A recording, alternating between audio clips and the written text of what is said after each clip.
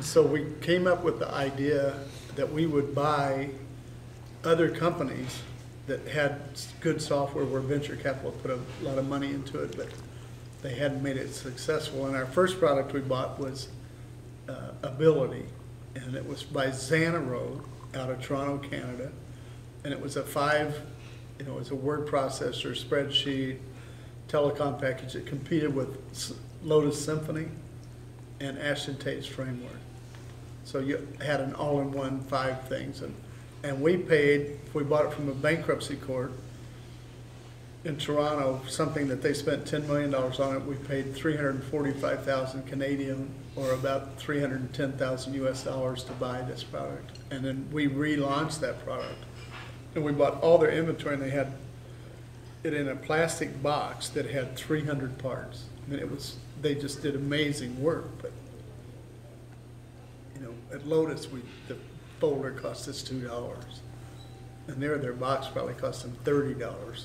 So it was so well engineered and such a good product. So we started competing with people by selling it at $99. So you could buy Symphony and have 5% more features or framework from Ashton Tate and pay 5 times the price. So if we sold them on ads over the Wall Street Journal, we'd buy 1-page ad, $99, and have all these telephone orders come in, and we virtually recovered the money in probably 2 months. And then we bought, or took on royalty, a product called Overhead Express. It printed on an Epson printer, one of the clear plastic things that you put on the overhead projector. You know, we sold that for $49, and we sold hundreds of thousands of copies of that, and did really well. And then we did 35mm Express, so you can make your own 35mm slides. Same kind of thing. Then we did an in-house accountant we bought that competed with Intuit, that we bought for maybe $50,000, $60,000, and repackaged it. We had all this shelf, because back then it was how your package looked on the shelf. So we were doing okay with the company, and I had hired this guy named Steve Deering, and Steve was a forward-looking guy, one of these futuristic guys. And CompuServe had the first email up and running. Back then, if you remember, it was a numbered account. 19 digits was your name. I mean, there was no, alphanumeric, it was just a number, and then you had email, and it was, very limited, but he saw it as a future. And what was that company? Mygent software company. Oh, this is 1986 through 1989, through a 3-year time. And I was down here at Atlanta Comdex, and a friend of mine worked for IBM, or it was a friend through Lotus that I knew through Lotus, and his name was James T. Norman, and he worked directly for John Akers, the chairman of the board and CEO of IBM back then. And I told him about this modem and said, what do you think? And he said, well, sounds interesting. And about 3 months later, I'm up at the lake, and I get this phone call from Jim Norman. And he said, what'd you do about that modem? And I said, well, we haven't done anything because we don't have the money to develop it. So he said, well, this is an unofficial phone call. How much money do you think you need? And I said, 400, I just made up a number. $450,000 is what I told him. So he said, well, we're going to have an official phone call in a little while. So I just wanted to get your picture of where you were and how soon can you develop it. And I said, 90 days, I think. Having absolutely no idea. So, I am lucky too. And so he calls back, and we have these IBM guys on the line, and the most important thing that they wanted to know, would we touch the power supply off the serial port? And I said, no, it's going to be battery powered. We're going to use a VLSI chip, which was brand new back then, that uses a lot less power, and we have a 9-volt battery in the modem. And so we had this phone call with these other IBM people on the line, the big call, and Norman called me back and said, can you be in Atlanta tomorrow? And I said, sure. It's about 4 o'clock in the afternoon, so it's 7 o'clock in Atlanta. 4 o'clock up at the lake. So I raced down to Reno and got a flight to Atlanta and got in Atlanta about 1 o'clock in the morning. I went through Dallas, Reno to Dallas and Dallas to Atlanta. I got here and I had this meeting with these guys. And I walked out with a contract and a check for $450,000. So we're in the modem business. So I hired a product manager for the modem and engineers that came from Stanford. They're all Stanford graduates down in the Bay Area.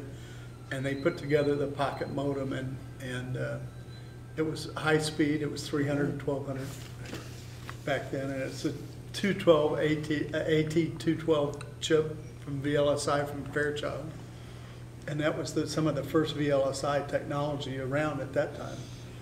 And our first order, we told them we wanted 100,000 chips shipped right away, and they were like, they looked at us like we're crazy. They said we'd have to change every factory in the world to ship 100,000 VLSI chips. And what's the minimum you can get by? And so I said, well, 10,000. And they said, how about 2,000? I said, okay, we'll start with 2,000. And IBM, and what had happened is that John Akers on the board of New York Life Insurance Company, they had the IBM convertible. Does anybody remember that thing? Well, the power supply put out less power, and the chipsets they were using, XR chipsets on the modem, used more power than advertised. So every time they would fire up the modem, the machine would reset. So here's Akers sitting on the board at New York Life, head of IBM. Embarrassment, big embarrassment. And so we were a solution for that. And so they started buying modems from us, and we had an agreement that we couldn't resell the IBM colored modem, and the form factor had to be different. And my product manager, this Pete Schweider, he was an Elvis fan, and he wore these big, long, pointed shirts, the collars, you know, the green suits. What were they made of? Not seersucker, but the artificial fiber suits, right? And so he said, so what color do we build the modem? He said, are we going to do like compact color, you know, which is a beige, and IBM was a brown kind of color. I said, no, he had a guards red Porsche. So I said, no, we'll make them guards red. He goes, no, I'm not kidding. I don't want to kid around. I said, no, seriously. I said, let's make them guards red, and that we can really differentiate ourselves in the marketplace. There's number 23, and we sold so many that we put Hayes Modems, who was here in Atlanta, out of business. And so that's the first pocket modem. Oh, okay. So and the gray, if you pull back the little gray thing, there's a 9-volt battery in there. And it was the first 9-level surface-mounted board that had ever been created. And these guys, these engineers from Stanford were so good, you know, that we built this, and we started selling modems. We would have as many as 30,000 in channel, which was unheard of. We didn't know because we're software guys. And the people that bought them were like the software cell, like SoftCell, Ingram Software, the software distributors. So they weren't in the hardware business yet. And so we sold those, and we sold so many that Symantec, Vern was watching what we were doing, and Symantec bought out, because we were NASDAQ, we were public by that time. And Symantec bought Migen Software. So when was this? This is like 1989. 1989. Oh, that's So pretty before good. the bigger boom. That was really an attractive modem, because Yes, I remember yeah, the one I bought, the beige box. Yeah, big much box, bigger. ugly box. Yes, It's US Robotic or something. yes, US And that was Robotics. Yeah. 90s. That's Right. mid 90s, and this looks really good. And so we Small and you know. and we sold for $159. How much? Well, that's $159. That's probably a reasonable price, because I can't remember. Oh, what? Reasonable Well, we put Dennis Hayes out of business here in Atlanta. Yeah. yeah, I know. You know, I did not know you killed. You